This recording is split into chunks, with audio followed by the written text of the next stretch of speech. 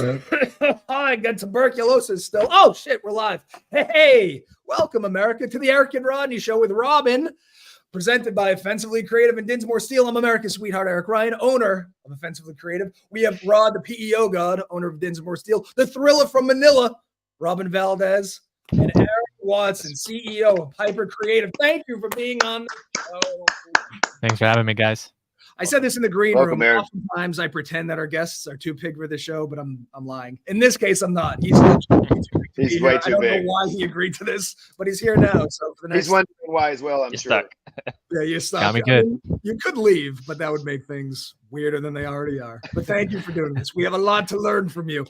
First of all, that microphone is very impressive, and you sound better than the three of us. It's gonna be a long show. Okay, before we get to your expertise, and you have many, we've all been doing a deep dive on you. Yeah. We cover the news, but I don't know if you know this, but every day in this country, we celebrate some sort of weirdo bullshit. Not us necessarily, but the calendar. So today, I don't know if you know this, but it's National Eat Outside Day. Now, I fucking love eating outside. I like eating outside. I like pissing outside. And it occurred to me that I like using my holes outdoors. I think there's a real hole to doing stuff like visceral shit outside. I don't like hiking. I don't like being outside under normal circumstances. But eating outside at like a European cafe makes me feel better about myself, makes me feel better than other people. And I think it makes food taste better. How do you guys feel about eating outside? Anyone? I don't want to sound weird, but I kind of enjoy people watching sometimes. Nothing, not to like sound like weird. That's not weird. You're welcome here. Okay. Just people watching is nice sometimes. You just see what other people are doing. I have more of a question. I do enjoy eating outside, but more of a question. Where in the hell can we get these pizza slices at? Those are These things are huge, right? Yeah. That would be, under normal circumstances, a slice of pizza you would eat with a fork and a knife. I don't know how. Look at the size and look at the dexterity. Look at that lady on the far right. I mean, that thing's bigger than her head. Also, one piece. These four models do not eat pizza. They've never seen pizza before. They've never seen it before. What is this? They're horrible. Yeah, are we even sure that those are like, the one guy looks like he's really biting it, but I'm not sure a couple of them are actually holding pizza. I almost feel like some of those were photoshopped in after the fact. What do you guys think? Yeah, you're right. That pizza on the far right does not look like she's holding it. Yeah. Also, every one of these models is lactose intolerant, gluten. No way they're eating pizza. And who puts ketchup on pizza? I'm gonna give him the benefit of the doubt and say that's some sort of like barbecue glaze. I don't know, man. It might be tomato sauce. Generally, listen, I'm no pizza doctor, but I think the tomato sauce goes under the cheese, doesn't it? That's why I thought it was ketchup. Have you actually eaten outside at a European cafe though? Because I think that's like, if the orgasm is the height of the human experience and you put like drugs at second, I think dining at an outdoor European cafe is a close third. I recently had brunch in the streets of Barcelona, and it was quite delightful. Oh, that sounds that's right. Brunch and dinner as well. Actually, every meal I had was out. Yeah, they were all outside. So yeah, that could be what it is, because deep down I want to be European, and they do a lot of outdoor eatings.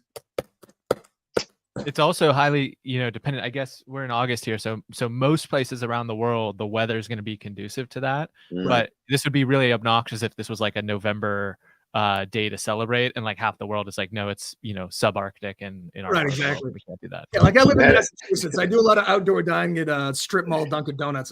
It's just it's right by the expressway. Oh yeah, that's good too. All right, well, listen, I got to tell you, today's national days were the worst. Like, this was the best of a real. It was also National Trail Mix Day. Like, what the fuck can I do with trail mix? Was that the second best?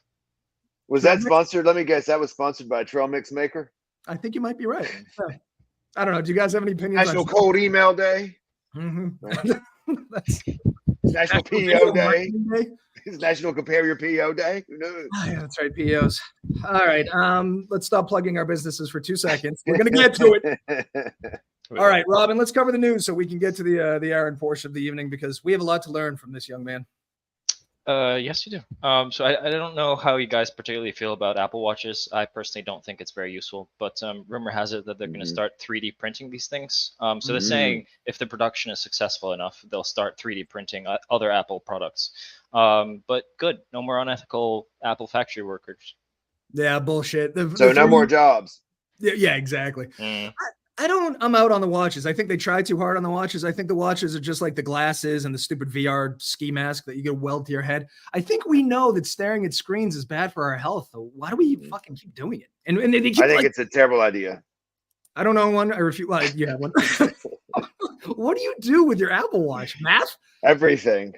No, I make calls and. No, James Black is all right. So James would know, yeah. So that's Latin America. You unsophisticated fucks. That's obviously a pizza for Latin America. Yeah. Little did I know. Yeah. Aaron, do you have an Apple Watch?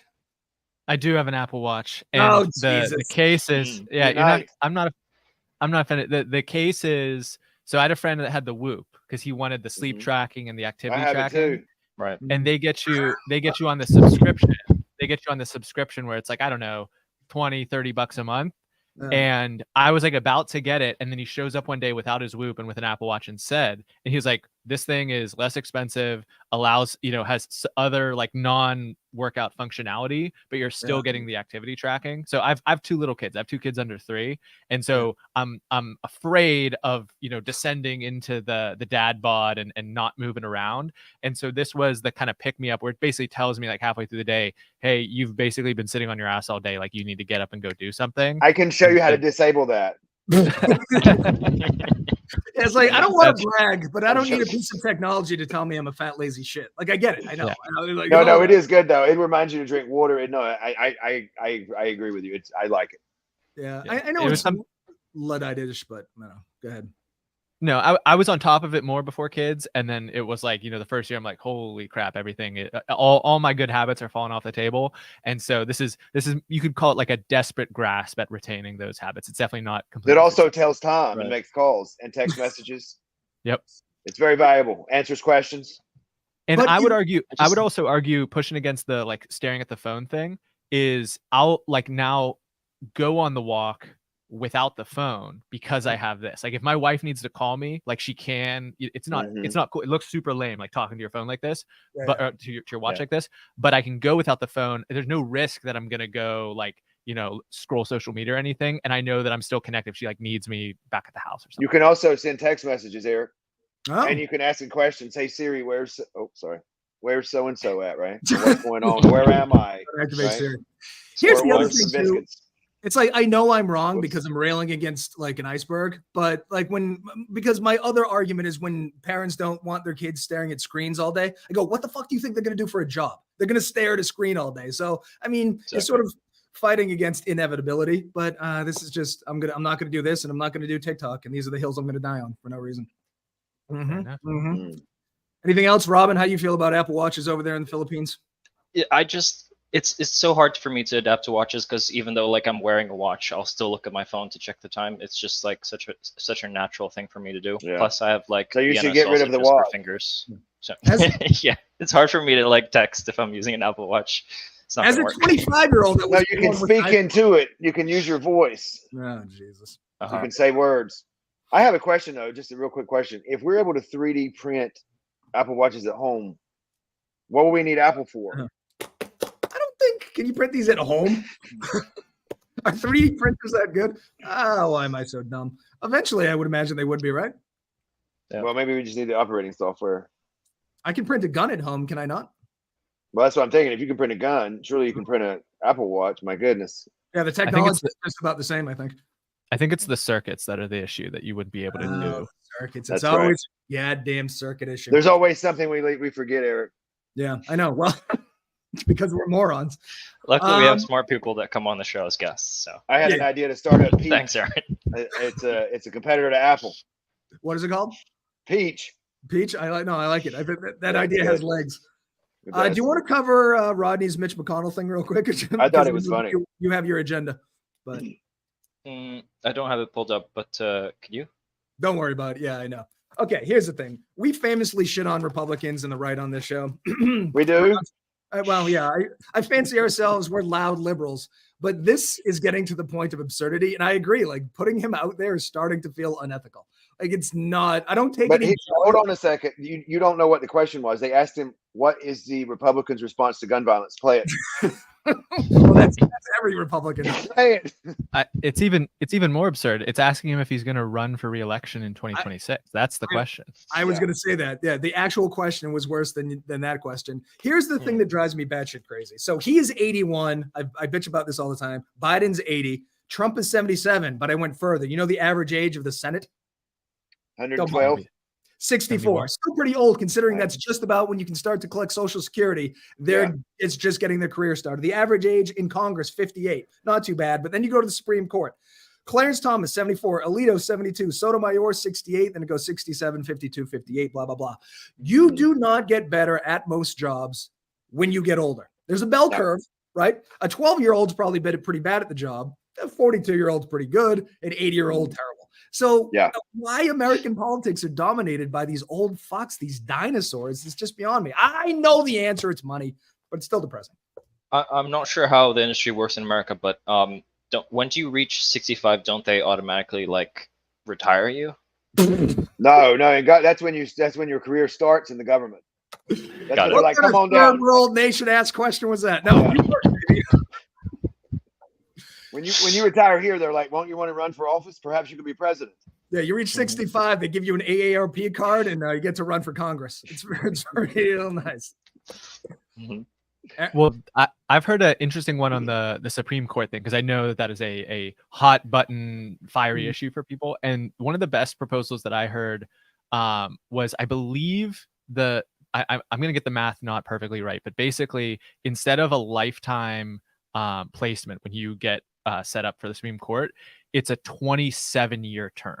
So it's still a long time. So if someone was put up there in their 40s, 50s, even 60s, theoretically they could go. But the idea would be then that you'd stagger those 27 terms to basically ensure that each president, as they're getting elected, is going to be able to replace one Supreme Court. So instead of what we have is this phenomena where on both sides, like on the right and the left, they'll hang on and not retire until someone on their side of the aisle becomes president, and they'll be like, okay, replace me with another one on the same side because I don't want to give up my seat and shift it. Right. And then the other side does the same thing where they hold it. I probably shouldn't be moving away from the mic like that. But it basically solves for that problem of, hey, each time we elect a president, they're going to replace one Supreme Court justice on that cycle. I thought that was a somewhat clever solution to what is clearly a problem. It's so clearly, like, I don't think anything, look, there are a million things broken, but I think the Supreme Court and the Electoral College is just so fundamentally fucking broken and stupid. Like 27 years, maybe that's not as good as lifetime, but what about 6 years? Like, can we get within the realm of reasonable? You know, like, because nothing is lifetime. Nothing else 3 months. Nothing else is 20 something years. Yeah. And so the origins of the Supreme Court, though, is, trying to be a bulwark against the tides, like the same way House of Representatives 2 years, Senate's longer cycle. It's trying to be a bulwark against the kind of tides of human excitement and trends and stuff like that. I do get the longer period of time there because there is supposed to be a more timeless element to the court. But 27 years is plenty of time. Or maybe it was 24. It was something like that. It's like, it makes sense in the context of how many justices sit on there, and you could cycle them through. I think so, Eric, yes. I just want to say one thing that I think you'll appreciate. So I wanted to write down a comment on that post that would win the day. And I had a message for Mitch and his condition. Thoughts and prayers. Thoughts and prayers. I'm sure that's going to solve a lot of things. Here's the thing. First, I know the intent with the Supreme Court, but if you look at how divided we are as a nation, for an example, Brown versus the Board of Education, I forget how many justices there were, but at the time it was like, I think there were 9. It was 9-0. Like, they knew it was time to integrate schools. They didn't allow this wild bipartisanship to divide them. Now everything's 5-4, 5, however many there are. Well, now that Trump loaded it with the right, it's different, but it is so divided, and it's just another mechanism to fight between the two parties. And it's not doing its job. It's just waging war between the right and the left. So first world country politics fascinate me. In the Philippines, when our senators get old, we just shoot them.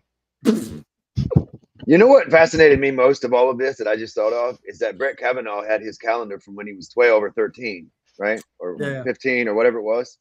Brett Kavanaugh. Who has a calendar from then? I don't know. It's incredible. Lunatics. I wonder how long that took to make. You want to get it, Brett Kavanaugh, on the show? All right, Robin, what's next? I wish. Okay, so at one point we've all probably heard about Anonymous. So like there are a bunch of hackers that believe they're doing ethical hacking to like pressure governments and private companies to like do their bidding.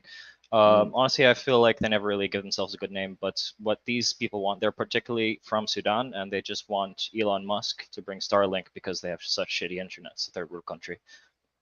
Yeah, so that's all they want. That's pretty reasonable. Yeah. But here's the thing. If I know anything about Elon Musk, he's going to threaten these guys with a cage match. Also, they shut down Twitter for 2 hours in a few countries. But I don't think, I don't think Musk is going to give in to their demands and give them Starlink. Also, I was all for them fuck with Musk because I'm not a big Musk guy. But then, as it turns out, this is really what they want to do is institute Sharia law on the internet because now they're going after Reddit, OnlyFans, and Tumblr. And I'm like, well, you can fuck with Musk, but please leave porn alone. Can we just have one place where the porn flows free and openly? You know? Here's why I have a question. If these guys are able to hack and take down Twitter, what in the world do they need the internet for? It sounds to me like they found it. Yeah. And you know what they said too? They were like, all they really wanted to do is prove that in Sudan, where they don't have a lot of resources, that they're just as good as hacking as anybody else. That was their overarching goal, to just prove that they're decent hackers. So they do have the internet. the internet's not. How do they practice their craft if they don't have the internet? I think it's sporadic. Here's the thing that bothers me about hackers, though. It's like the same. It's, you know, when people black out, they're like, oh, fuck it, I beat my wife, but I was blacked out. You know, no one ever blacks out and bakes cookies. You know, you always use the blackout excuse to justify doing something horribly. All of these hackers, you can't erase student lunch debt. You can't erase student loan debt. You can't wipe out mortgages. You can't help out the average person. You know, you need to fucking shit on Twitter. Like, they'll be like, we stole the data from Ashley Madison. Great. Why did you do that? You can't go into the credit scoring place and give everyone 800. Couldn't you send everybody a sandwich from, you know, Uber Eats Subway? Or something? Aaron, how do you feel about hacking? Do something useful. I know almost nothing about it, and my general rule of thumb is do not make any enemies with hackers. Yeah, no shit. Yeah, exactly. I have no problem with them at all. They can do what they want as long as they don't pay attention to me. Yeah. That's right. Just don't make eye contact.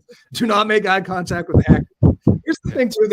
They came out, Anonymous Sudan, and they're like, we're just trying to defend truth, Islam, and Sudan, and also occasionally they extort people for Bitcoin. So you know, there's balance there. Yeah, right. Priorities are in the right organization needs a mission. Every organization needs. It sounds like they're well on their way. Yeah, no, totally. What's that? Y Combinator 24. Mm-hmm. Yeah. Oh, their leader, by their name, by the way, has a cool wrestling name. It's Crush. So they're with a C or a K? Like rappers and wrestlers always have cool names. But with a C or a K? It is with a C. Oh. Right, no, it's not that cool. It's not as cool. Okay, never mind. No, that's very disappointing. Yeah. I mean, speaking of hackers, did I just say this? Did anyone here ever watch Mr. Robot? I didn't watch Mr. Robot, although I heard good things. No. I think I saw the beginning of that. Go ahead. Yeah, so Rami Malek was in it, right? And this guy literally unlocked prison doors from a cell phone. Now I know it's a TV show, but I'm just thinking to myself, if he could do that from a cell phone, I don't know. Isn't that where the hacker man meme comes from? That one? Maybe. I don't know. I don't know. I'm out. He was also addicted to heroin and talking to his father, and then became his father. So who knows? I don't know how realistic the show was. My point is that I think some of these people are like, you know, they can't even get into like Facebook, right? And it's like this guy was breaking into prison cells. Like, it's a little far fetched. That's a good. Yeah, I can't remember my passwords, but they're shutting down Twitter in France, Nigeria, and Israel. Weird. Yeah, that's wild. I know. Wild times. From Sudan. Woo, boy. Oh, here's one more thing on this story. So we suspect it's not really Sudanese hackers. It's Russian hackers pretending to be Sudan. So it's layers of issues. Why would Russians want internet in Sudan, though? That doesn't make sense. You're missing it. You're missing. Yeah, no, it's yes. Russia bad. Russia bad. Russia likes to hide behind false. So Russia doesn't need any more heat right now. So if they're gonna hack, they go, no, we're not Russian, we're Sudanese. Like, all right, Don't worry about that. Vlad has nothing to do with it. I gotta be honest. I was wondering. I was like, the Sudanese don't seem like when I think of them, I don't think of hacking. No, sir. It sounds like Sudan has more problems than than shutting down OnlyFans. But what do I know? I'm just a dumb American. All right, what else we got? Oh, great. So this next story, I'm pretty sure Aaron's gonna have a lot of opinions on. So like I've seen your YouTube videos, and I think your most popular video was how India is gonna like take over in the next couple of years. This one's about China. It talks about how it's from BBC. They're talking about how the Chinese economic model is flawed and it's like a ticking time bomb. It's a long story, but like the gist of the story is like the CCP is just too focused on ideologies and controlling everyone's thoughts through media brainwashing that they've not focused on the economy anymore. And building buildings. They're big into building buildings. I think Ireland went through this big thing too. They like to falsely prop up an economy. You just build a bunch of shit. Looks like that's what the Chinese are doing. But I would imagine Aaron would know more than I do. You know anything about this? I know nothing. Hard to summarize it briefly. We also made a video on Evergrande, which is one of the biggest real estate companies in China, and how basically effectively the bonds that underpin their entire real estate portfolio kind of blew up and because they couldn't pay them. And if you want to, get a back of the thumb sketch of the Chinese economy, there's a couple structural issues. One, most poor countries are more reliant on either manufacturing or basically producing supply for other rich economies. So they'll say, hey, we have trees, we'll cut them down cheap here and send them over there, or we'll mine coal, or we'll do these other types of things in order to start to build wealth. But above a certain threshold, you lose that ability because as you get richer, your people get paid more and your supply isn't as competitive. So you need to switch from basically a supply-based economy to a demand-based economy, meaning, hey, we're consuming stuff, we're buying stuff, and that's what actually propels our economy. The US is a demand-based economy, right? There's always a new iPhone, there's always a new fashion, piece of fashion. That's what's driving everything. China's struggling with that shift, and simultaneous to that have more debt, more kind of debt built up than the situation that the US found themselves in 2008, where there was all this debt on the books that, needed to kind of come due. There are other issues. We could spend the rest of the hour on this if we wanted to, but those two pieces are starting to unwind in the present. And I would expect that we would see more associated stories of this ilk to come out in the years ahead. So you think Biden's right that it is a ticking time bomb? I think that ticking time bomb suggests that we're like on the final ticks. Right. And if there's one thing, if you want another model, if you want to understand China, is that it is a single party state. So in the US, we have these two parties. And when we get really mad at one, the release valve is, all right, we'll try the other one. Oh, we get mad at this one. Oh, we'll try the other one. We kind of pivot back and forth. There is no release valve in their system like that. Yeah. So the whole apparatus is about not blowing up. And so you have to assume, if it is existential, that they will pull every move like beyond what we can even comprehend in order to keep some degree of function together. Right. So I wouldn't necessarily predict that it's like an imminent collapse or something like that. I think that's you're setting yourself up for a badly timed bet. But in general, like that is the structural headwind that they face. Yeah, it's interesting because the stories, it's always propaganda to some degree, and you can often find the other side buried in there somewhere. So they do say that the growth rate in 2023 was only 4.5%, but that's bigger than the US, bigger than the UK, bigger than most of Europe, and every year since 1989, China's economy has grown 9%. So it's still in the black. But then they say that the average Chinese salary worker only makes 12 grand a year, which isn't a lot of money, I don't think. No matter where you live, I don't think 12K. I mean, maybe some part. In the Philippines, you're a billionaire. In the Philippines, you're a billionaire. Everywhere else, yes. China's world power, 12K doesn't seem like that much. I don't know. I suppose it's relative, but. All right, man. What do we got? I want to get to the Aaron portion because we have a lot to learn from this young man. Yeah, so back on the topic of tomatoes. So I've seen like some pretty weird festivals in my life, but this one is a bit over the top.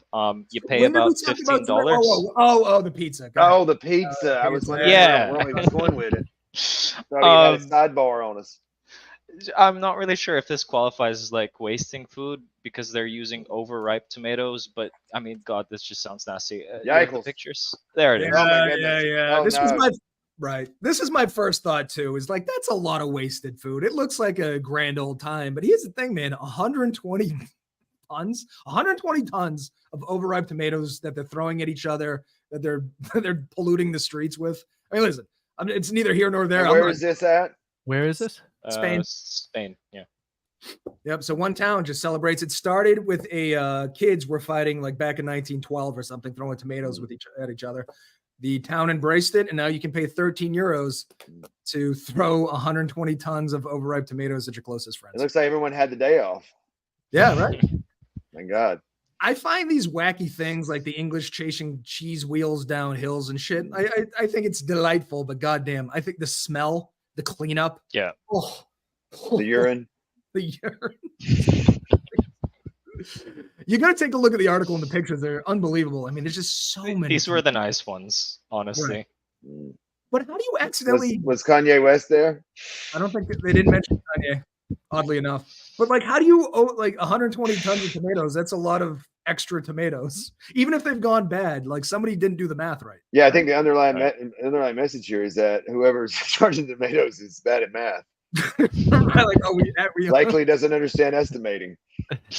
Also, have you tried to get like tomato stains out of your Tupperwares? Those are fucking impossible. Oh, so all these people are going to be light orange forever. There's just nothing you can do about it. Yeah. I don't know, man. The cleanup. How long does it take to clean up 120 tons of tomatoes in the streets? You know what they need now? Spaghetti sauce. I mean, it's noodles. They need some noodles. We need 100. Now, I would say half as much noodles. So we need 60 tons of noodles. Problem solved. We need a couple of boxes of Barilla and it's set. All right, we got two more. Let's blast past them. What do you got? So I'm a fond lover of mushrooms, both magical and non-magical. But I'm glad, like our ancestors, by trial and error, ate these mushrooms and died to tell us whether they're good or not. But apparently, some people are still dying. So there's this story about an old Australian couple. They passed away after eating beef Wellington that was spiked with lethal death cap mushrooms. Not sure how those ended in the kitchen. So this couple has a son who was married to a woman who made them beef Wellington with poison mushrooms. She killed 3 out of the 4 dinner guests, which in some ways is impressive. But Jesus, like go to the store and buy mushrooms. Yeah, this is what. So I understand this. 3 out of the 4 said the dish was to die for. Is that? If we had the production value, if we had the production value of one of Aaron's podcasts, we would have had the cue to the ba-dum-bum. Rodney, that was too soon. Half of Australia is crying for these people. Australia is very upset about this. Well, this you know what? We don't get canceled in Australia. Good night, Mike. They seem like lovely people. This is very sad, but this is a classic story where it doesn't go in. It doesn't say if there was strife between the son and the daughter-in-law. Like we don't know if she's murderous. I'm left with a lot of questions. What's that? It sounds like she might have been cheap. Yeah, exactly. Oh, I ran out of money. Yeah, I mean, like she's like, oh, I forgot the main ingredient, the mushrooms, the topper. Yeah. You know what you do in that case? Don't serve the fucking mushrooms. I will say this: mushrooms are wild though, because they're either delicious, they get you high as fuck, or they kill you. Like that's a real. There's no in betweens. There's no in between. They're very mercurial mycology. Those are my 2 big words for the day, guys. I know it is scary though, because I love psilocybin and I love eating mushrooms. So one of these times I'm going to fuck up. You only have to fuck up once and then you're dead like these two. We should start a restaurant where we serve mushrooms that are sprinkled with magical mushroom dust. Oh, so like a shiitake with a little psilocybin. That's right. And we call the restaurant Dusted. I got to tell you, kind of like out of the box. I was going to say it's odd how many times you try to start restaurants on this show. This is. And I have no interest or ability. I think it's because we've had a few restaurant people on here. Oh, that could be it. Yeah. All right, last one. You want to talk about everybody's favorite Canadian national treasure? Oh, hold on, I gotta. Michael Bublé. Close enough. So I think we all know who Jordan Peterson is. He's a pretty popular psychologist, and normally psychologists are pretty boring, but Jordan Peterson managed to get very popular through his social media. It's problematic in a way because he has some kind of this power over young men who are struggling, and Problem is, he sometimes says some controversial stuff. So Canada is ordering him. It's a court order for him to take social media training about having ethical posts. Not only that, but he is going to broadcast this forced social media training to his audience. So you're going to get an inside look. So he's in on it, apparently. What's that? This sounds like I got to be honest. Is there a landing page included and a download? Because this sounds like a very clever marketing. This man's using HubSpot, I bet it. No, he's a marketing genius. Is there a pillar page dedicated to it? I would imagine so. Jordan Peterson doesn't fuck around. How do you guys feel about Jordan Peterson? I think he does a lot more good than bad.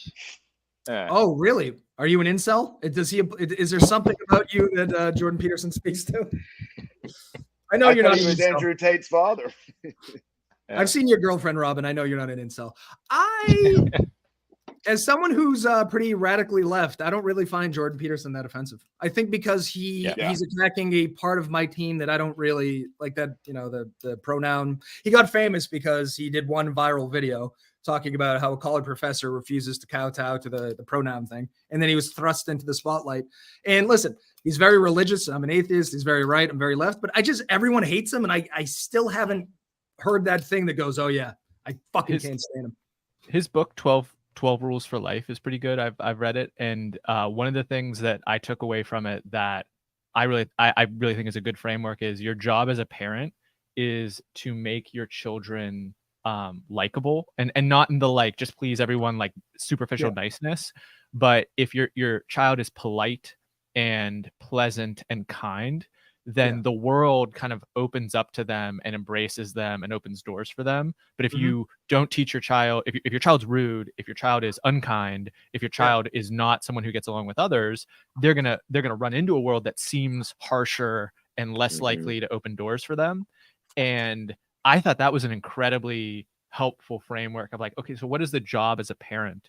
To me, I was like, that's not my singular North Star, but that's like one of the things that I aim for as a dad of like, do people look forward to being around you because they're going to make your life easier if you kind of have that quality about you. I think teaching your kids not to be assholes is fucking huge. It's gigantic. It's like my biggest concern with Jordan Peterson is his attire. His attire? Look, he wears some wacky stuff. You know who he reminds me of? He reminds me of Bernie Mac mixed with a little bit of Steve Harvey. No one on this planet has ever equated Jordan Peterson with Steve Harvey. Look at his suit. He's got two different colors, the sides on. One's red, one's blue. It's a good look, I think. Dude, I'm telling you, he dresses like Willy Wonka. Yeah. But other than that, I think he's all right. Fame fucked him up now because I don't know if you've seen him recently. He can't not cry. Every time he talks, all right, I know I make fun of incels a lot, but every time he talks about incels, he cries. And like during live interviews, Piers Morgan is like fucking snot running down his nose and shit. It's like, dude, calm down. Speaking of incels, I saw there was a convention. I was on Reddit the other day, and there was a convention of male incels, and there was a convention of female incels. I had $1 billion idea. I just want to share with the gang here. Put them together. Yeah. What if we had them at the same place? Yeah. You know what the problem is? From there, I think it just solves itself, doesn't it?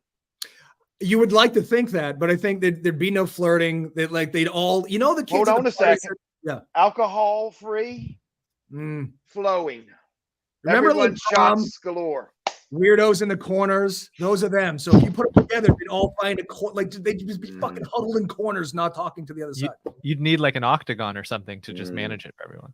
Yeah, right. Or just do a circle so there's no corners. And they're like, what the fuck do I do? Cannot get in the corner. Or speaking from the shadows. That was a good one you said earlier, Aaron. I'm going to use that one. That's the best one I've heard. Speaking to me from the shadows. One more thing about Jordan Peterson, though, he makes the Bible sound interesting. And again, I'm a famously atheist, but man, that Cain, like when he broke down Cain and Abel, I'm like, oh, I fucking care now. The brothers. He's very good at that. Yeah. No idea. I know one killed the other, blah, blah, blah, but he went into the reasoning, the psychology. I was like, oh shit, this is good. Now, I still don't think there's a God, but his breakdown of the story. But there was Cain and Abel. Was. Yeah. No, he's I don't know. I don't know why people hate Jordan Peterson so much. Well, I do know, but all right, listen, now we're going to learn some things from Aaron. Finally, we've gotten to the portion of the show. Holy shit, man. So, I don't know where to start. Oh, Aaron invented the internet. Hold on. Right before we get there, we have to do his origin story. Aaron, did you know was a professional athlete? Did Aaron know it? I knew it. I didn't know it, but I think Aaron knew it. Nice. Semi-professional frisbee golf player, which is wow. That's awesome. Have you guys played frisbee golf? It's not frisbee golf. It's ultimate frisbee. Sorry, Wait, I was going to say this doesn't look like frisbee golf. I know. I'm sorry. Ultimate frisbee, which is the superior. I've played frisbee golf, which looks nothing like this. No, frisbee golf sucks. Ultimate frisbee, and I was terrible at it. It's like so it's a 7-on-7 sport. Basically, you're trying to score in an end zone similar to football. Catch the disc in the end zone in order to score.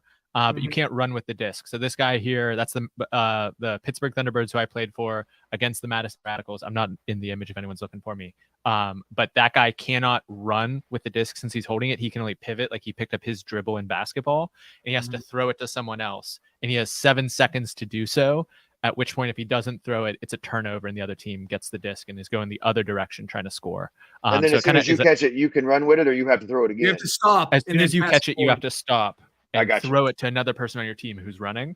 That sounds. And so my role was to kind of be something like a receiver. They call it a cutter, but basically you're downfield trying to gain yards, get open downfield. And then there were a couple guys on my team who were just exceptional throwers.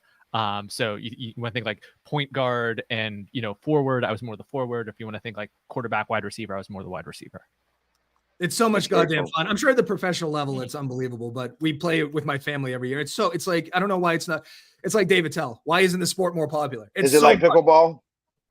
It's like pickleball for people that are pickleball. Oh, it's better than pickleball. Did you hear that, Rodney? A lot of people think it is.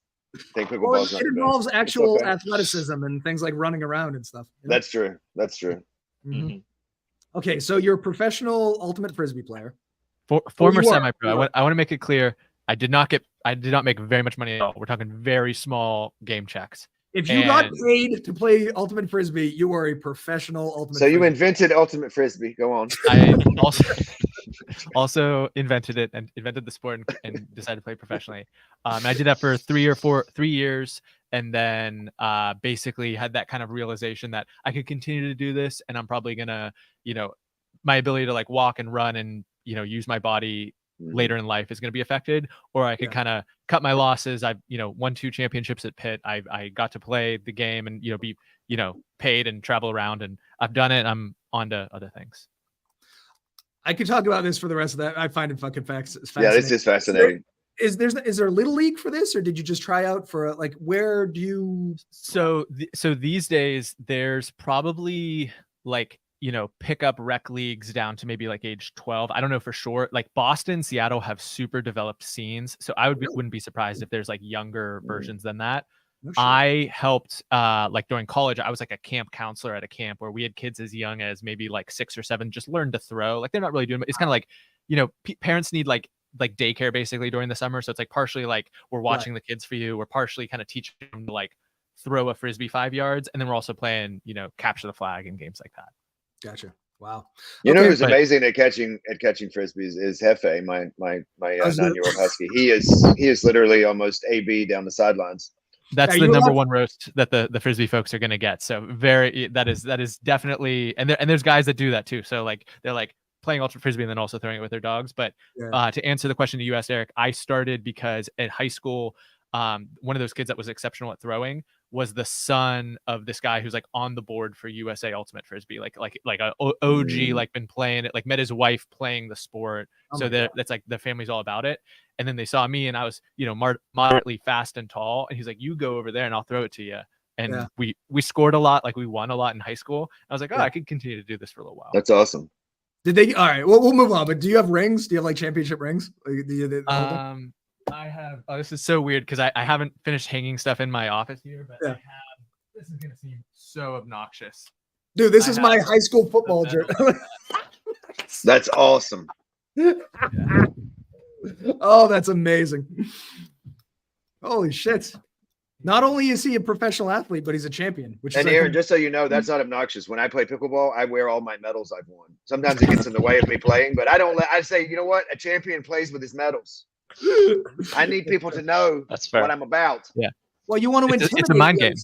Yeah, like the movie Basketball, where you had to like mm-hmm. do the like usually out. before each tournament, I'll have my arms out with all of them, and then I let people pose in front of me, and I say, "All right, I'll play you." You're like, no, I love it. I think that's amazing. You were the Michael Phelps of pickleball. Yes. Okay, so you're a professional athlete, and then so you started Piper Creative in 6 years ago. 18. Yep.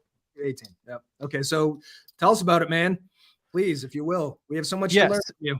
So I found myself looking at a lot of the marketing companies out there, just the companies in general. I was very focused on Pittsburgh because I was doing a very, very small podcast at the time where I'd interview, startup founders, business owners in the city of Pittsburgh. And what I couldn't understand was I was consuming hours of YouTube and these kind of like online media, video, audio platforms a day. And I just was not seeing anyone locally doing that. And I couldn't figure it out. And I went to some of the marketing agencies in town, and this is at the time 2018, that had been around for 20, 25 years. And they had a YouTube channel that didn't have 20 to 25 subscribers. Right. And, even then, I think it was the world's second largest search engine. It quickly became the world's second largest search engine to be on YouTube. Yeah. And I just couldn't understand like why they weren't embracing it. And I was seeing characters literally build big businesses off of a YouTube audience, off of, their ability to cultivate that relationship with a viewer. And so I came to Hannah, that's my business partner, Hannah, on the webpage there. And I basically said, I want to start a company that vlogs for other companies, and we're going to vlog ourselves along the way. And we've evolved from that to some degree. Like you guys were talking about watching some of our video essays that we do on the channel now. That's multiple evolutions to get to provide to an audience in that way. Yeah. Thank you. But the core concept remains that serialized content that people keep coming back for, that they want to consume, is this invitation basically to have a call option on someone's attention in the future. Because if you thought about it right now, whoever the person is that you want to provide a service to, want to sell a product to, want to make money from, you don't necessarily have if you don't have a YouTube channel, if you don't have a platform like this, you don't have the ability to go call on their attention in, say, 6 months when your new product launches. Right. But if they're going to come for a new video essay every single week, if they're going to open up the app and expect you to be there, you have the chance. It doesn't mean that they're going to buy it from you unequivocally, but you have the chance to make that entree to them. They'll watch it. Is that what you mean? Yeah, they're watching. They're paying attention. Sure. There's some form of a habitual relationship, the same way, you have viewers that expect this same time the show comes up, they're going to hear you guys talk about the news, interview someone, and they come to expect that, slowly building that trust, slowly having that consistency, but then building the skills of storytelling is something that a lot of companies need. And the light bulb basically came on for me that a lot of these companies weren't going to know how to do it themselves, particularly small and medium-sized businesses that have 18 other fires, 18 other problems to put out. If they want to put something up on YouTube, they're probably not even aware of what a thumbnail is, but if they are, they're not going to know how to make a good one. Yeah. They're going to know how to talk about their craft. If they're a lawyer, a wealth advisor, a roboticist, whatever the thing is, they're going to know how to talk about that. They're not going to know how to put a compelling hook in the intro so that someone actually sticks around for 45, 60, 90 seconds into the video and gives it a chance to actually view it. And so if we can be that creative infrastructure around the entity, they can bring their expertise to the table. They can bring their kind of core insight that their clients expect from them, or customers expect from them. And we'll make sure that the whole apparatus around it is digestible, consumable, modern, formatted appropriately. Jesus. So you've been drinking your own Kool-Aid, right? So you have 1.3 thousand videos on your YouTube page. Is that I think a lot of shorts. That's a fucking lot of videos, man. But that's a lot of content. It's a shit ton of content. So I have many questions that wrap around this. So I have a couple too. Your most successful video, it looks like, on YouTube has 361,000 views, right? Yep. That's the half. This is what's crazy. It's a half hour long and it's about India. Your second, in second place, 276,000, also about India, but with cricket. But it's also long form. Yeah. So are you just at this point doing things that interest you in the way that because it's marketing, but it also for a marketing company doing a half hour story about India doesn't necessarily seem like it makes all the sense in the world. But I think what you're trying to do is you're trying to capture attention, right? That's what I'm gathering. But I'm trying to capture attention. I'm trying to work the craft of making a great video, Mhm. and I'm trying to cover the topics that are interesting to me. So like, Okay. you know, I don't want to like necessarily throw disparaging words against a specific country, but there are countries that you could bring up that are not of like high interest to me. Like if you're like, hey, this is going on and I'm insert country X, Yeah. I'm not like, tell me more.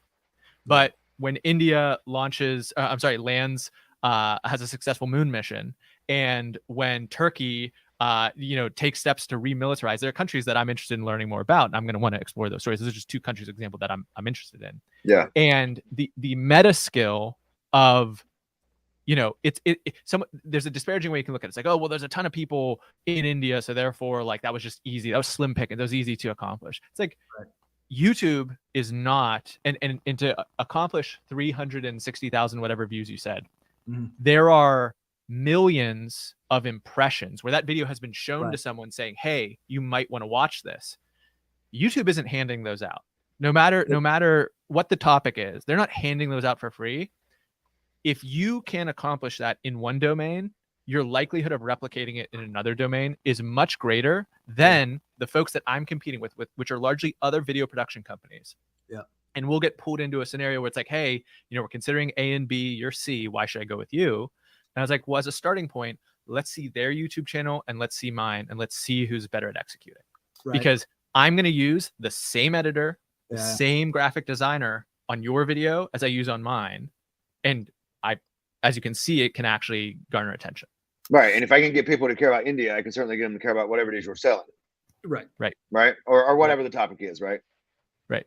And so the other part of it that's sustainable is if it is interesting to me, it allows me to write it. Because I'm writing most of these video essays myself. So I'm not going to want to write about something that's not interesting to me. I've tried it. I've tried to do the like vapid, superficial, like this is what I think people want, so therefore I'm going to write about it. And not only do the videos not perform that well, it's like extracting teeth to get the thing written. But I'm in the middle of shooting 2 videos right now that'll go up later in September. One is about Costco, which is like one of my favorite places to shop, and the other one is about the geopolitical implications of invasion of Taiwan on Apple. And these have been like flowing out of me easily because it's interesting to me. It's interesting to explore. It's interesting to research, and it's therefore easy to write. And you know, the folks that edit it, they say, we think this is your best stuff because you're writing about something that you're excited to explore and research and teach someone about. And these videos and these views, and you have a lot of both, have led to clients with your marketing agency. Like people look at it and go, fuck, I need to hire this guy. Yeah. I mean, so the crazy thing is we're a team of 11. We have no dedicated salesperson. Almost entirely, we are getting inbound leads because people see what we do and say, I'll have that. See what we do. I want that. Or we create the video for the client. And then, you know, I'm based in Pittsburgh. We have the most Google reviews of any Pittsburgh video production company, despite the fact that some of these video production companies are twice as old as us. I saw that you had 50 reviews on one, and I was like, gee, because it's like an Amazon thing, right? If 50 people review you, you've sold it to 2,000 people or whatever it is. So you must, you're doing pretty good. So the idea there is, are we actually delivering on the promise? Like forget how many we've sold. How many people were satisfied enough that they were willing to write that review? Because that's a very different thing. There's a lot of folks that I've bought from. I wouldn't even consider giving them a review, right? Yeah. They were fine. Like I don't want to lie and give them a 5-star review if it was a 3.5-star experience. Right. But if we can earn that, that tells you something else about our process. And so that's another way people come to us is they're Googling Pittsburgh video production or video editor in Pennsylvania or something like that. We show up because of the work that we've done. And it becomes hopefully a self-reinforcing cycle. And it's so much better than it used to be, right? The first year we're working out of a Panera. I can't rub 2 nickels together, right? And we just, couldn't get anything going because we had no track record. But now we have the track record of the channel. We have the track record of the reviews. And that's also just conveyed from a sales standpoint where it's like we're finely tuned creatures. This is why video is such a powerful medium, because it's actually not obvious. It's not clear that the entirety of the human race can be taught to read. Like there are people that are dyslexic, there are people that have some sort of gap in some way, shape, or form. It's not how people like you know, my daughter is less than 3 years old. She can tell like when someone's coming and they have the weird body language or they're super friendly. She can't read. She's not going to probably learn to read for years, right?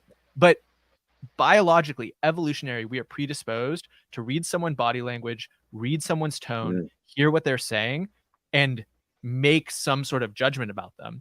And so if I'm selling, it comes across subconsciously the confidence that I have in the team that we've built, the process that we have, the quality of what we deliver, because of that work that we've done. I'm not guessing that I can probably create a better intro for your video about your wealth advisory firm than anyone else that you're probably considering. I'm not guessing about that. I know that to be true because we've produced hundreds of videos and have the data to back it up. Yeah. You are obviously sort of, okay, you're the CEO, but you're quite obviously the face of the franchise. I saw, so that's your business partner. She's in quite a few of the videos as well. Was that a conscious choice that you're going to go out there and be sort of the, I don't want to say mascot because it has a negative connotation, but the idea that it's you, it's your company. This is what you're the face of it. Yeah. So this is how good yours could be. Yeah. So the kind of blending there is we didn't want to go, her name's Hannah Phillips. We didn't want to go like Watson Phillips video or something like that. We wanted something that could transcend us, which is why we called our company Piper Creative. Gotcha. But at the same time, that is still how most small and medium-sized businesses work, right? When you're going to the law firm, you're going, you know, one of my best friends' name's Tammy. I'm going to Tammy for my legal problems. I'm not going to like, you know, some broad whatever banner. I need this person who I know is smart enough to help me. And so that's what we recommend. Like it's rare, but we'll have clients say to us, like, can you be like the spokesperson for it? And I was like, I could like BS around what it takes to like file your taxes for you and have a great experience from an accountant. But what I actually kind of want to see is that you're like the squarest of squares who loves numbers. Like I want that conveyed visually. It's like that's the guy, that's the guy or gal that I want doing my taxes because they live and breathe this stuff. Yeah. And there's an audience for everything. Like, yes, totally. So let me ask you this. You're really good and really smart, and that annoys me. Like I was all ready to hate you because you're doing way better than we are. But then you have this video called Tips on Podcast Hosting. Do you remember doing this one? That's an old one. I don't quite remember exactly what I said, but we'll see if it's okay. He's forgotten it already. Exactly. 1,300. That's a lot of videos. And I was all ready to hate your tips, but you're right about every one of them. So active listening. This is one that fucking really kills me about listening to other podcasts. And I hope we don't do it. But your point about just reading a list of questions, you answer, and then we don't pontificate. I just jump to the next question. I hate that. And you were totally right about that. Yeah. Well, that's because I made that error starting off. Like I've done hundreds of podcast interviews for my show, and I used to do that. So like once again, the clarity, the assuredness of that advice is like, oh, this is so much better when I don't make this error. And looking back, like I listened to old interviews, it's like nails on a chalkboard. I can't believe how obtuse and unaware I used to be. And that's like another thing that hopefully engenders some trust is like, this isn't natural. This is speaking in, long monologues is not something I could do 7 years ago in any way, shape, or form. I've had to practice and practice and practice. Yeah, well, it makes sense. Plus, I mean, I think there is an ego thing, but it's also just, I think people get nervous and they don't like, this isn't totally natural, So I think just sticking to a script and having that as a crutch is what a lot of people do as well. Your second one was preparation, and I'm a huge absolutely, right? I'm huge on preparation. That one stinks. No, you guys have been so prepped relative to other interviews I've done. You guys have really done your research. Like you had pictures ready, you had context, you've found old videos that were not like, sometimes they'll be like the most recent 2 videos is what we're going to talk about. It's like, okay, that wasn't exactly a deep dive, but you guys are on top of it. This has been fantastic. I think we're okay. I think here's the thing too, is like, it's our writers. It's all right. I wish I had done more research because again, like I don't want to kiss your ass and I was all ready to hate you because you're better than us, but your shit on Ryanair was fantastic. And then the Ogilvy thing, like I think we have similar interests. So that helps, but we like David Ogilvy. Yeah. We fans over here. And we like Don Draper. We like Donnie. That. Yeah. And then, okay, so that's obvious, but then the third one, and you're so fucking right about this too, was audience centricity. Like that.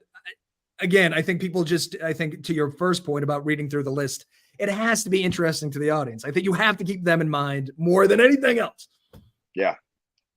And that's really the thing. You guys gave me some very nice compliments here before we started about how you liked the video essays that we've done recently. And like, this is a long, arduous journey where it used to be very centered on these interviews that I wanted to do. Yeah. With people that I was interested in, with no real agenda for how this valued others.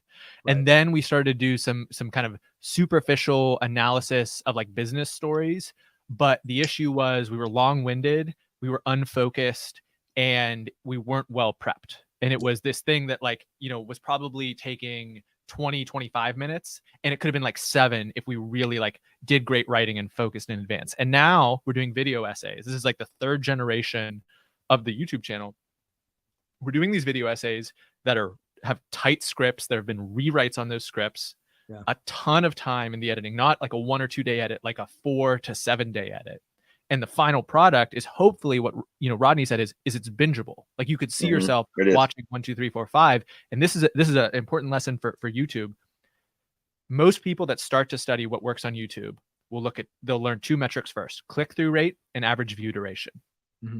Click-through rate is the rate that someone clicks on your thumbnail and title. So out of 100 people, if you have a 5% click-through rate, which is very strong, 5 out of 100 people decide to click and watch your video. And then average view duration is what percent of the video that you created is viewed on average. So if you're over, say, 40%, you're doing pretty darn well. And if you're at like 60, 70%, you're Mr. Beast, right? Yeah. That's your ability to produce a video that's of quality, that someone isn't like, after 30 seconds, screw this, I'm off to something else. Because they can do that with 1 click, right? The 3rd metric that is highly underrated, but we're speaking to from the bingeability standpoint, is something called average view per viewer, AVPV, average view per viewer. And what that is a signal of, so that metric will look something like 1.1, 1.2, 1.3, which is, if we're saying 1.1, that would mean that out of every 10 viewers who view your video, 1 goes and views an additional video from your channel. And the issue is that if you look back at older YouTube, there used to be these very like stunt-based channels where it's like, at the end of this video, I'm gonna light my friend on fire. And then they'd make you stick around for 7 minutes. And at the end, they'd quickly like shoot a blowtorch in their friend's direction. Yeah. And they accomplished high average view duration, which was getting rewarded by the algorithm. And there was no satisfaction, because you'd watch that and you'd be like, yeah, that was so lame. I do not want to see those videos. Like piss me off the most. Robin, they have that hook for like the first 10 seconds, and then you like wait for it, and then they just cut off. So it's like a clickbait for you to go to their channel. It pisses me off. Exactly. So YouTube, well, it did work, but YouTube recognized this, and what they realized was this was empty calories. This was not healthy. People were not satisfied by this, and so they put forward an algorithm update, and they said, what we're going to focus on is something called viewer satisfaction. So we've also had the experience of coming across some channel, some teacher, some educator in some niche, and you're like, I can't believe this exists. This is so good. Give me everything. Yeah. And what you'll then do is binge, and you'll go to the next video and the next video and the next video, and that will drive high average view per viewer. And so that is actually one of the key metrics to look for in growing a YouTube channel, is your ability to create that series of consumption, because it's a much better proxy for how satisfied I was by the video that I viewed. And so what YouTube will then do is say, hey, if this person has a catalog of 10 videos, it's video 1 that is most likely to kickstart that series of views off of the metrics. Like when we start with video 4, it's not as likely. So they promote video 1 the most, because they know that it's the most satisfying to the viewer. And so that's what we're optimizing for now, is how do these videos string together into a series? You see YouTubers hacking this by making like a 4-part series that someone has to watch all 4 pieces to get the full story. They're kind of hacking AVPV that way. But that is really what we're aiming for in terms of the quality of the video. Is, was this so educational? Was this so valuable to me that I cannot help but see what else this person has to offer and consume something else? It's like a great musician. If you have a favorite musician, they have like their hit that got you hooked. And then you went into the back catalog. Then you checked out the whole album to see what they had. Yeah, I feel like we should be paying you some sort of fee for this, but I got nothing. Happy to help. Happy to share with people. All right. Well, listen. I'll link this as a hard off at the hour mark, so we should probably wrap this up. If you want to plug anything, now would be the time to do it. But thank you so much for being on the show. Thank you. You can talk now, but don't hang up afterwards. I want to debrief afterwards. But go ahead. Anything you want to plug? So I'm Aaron Watson Business on YouTube. I am not the country singer Aaron Watson. I don't sing country. I talk about business. Okay. So that's my channel on YouTube. And then my company's Piper Creative at pipercreative.co. Couldn't afford the .com, or it was controlled by someone else. Yeah. And so pipercreative.co. If you are interested in video, want to produce some video, we would be happy to help you. Beautiful, man. You were awesome. Thank you so much. You are amazing. And we will be back tomorrow, America. Make sure you tune in. We need the views. See you later.